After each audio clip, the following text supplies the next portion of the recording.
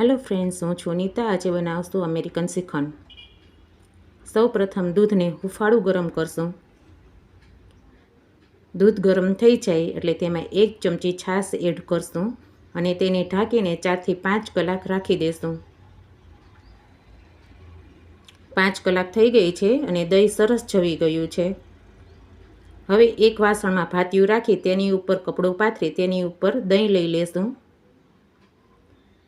चारे छेड़ा भेगा करी तेने सारी रीते गांठ लगावी देशुं।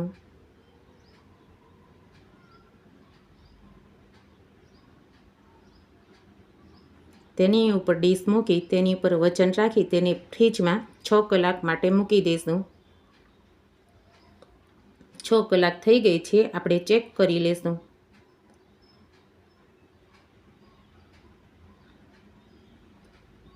पाणी सरस नीतरी गयुं छे अने सरस मस्को तैयार थई गयो छे। एक थाळी मस्का सामे पौणी थाळी आपणे दरेली खांड लेशुं।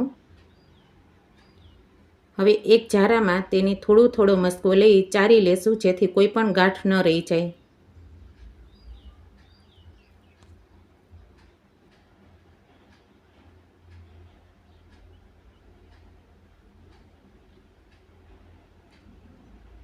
વધેલી ખાંડ એડ કરી તેને સારી રીતે મિક્સ કરી લેશું।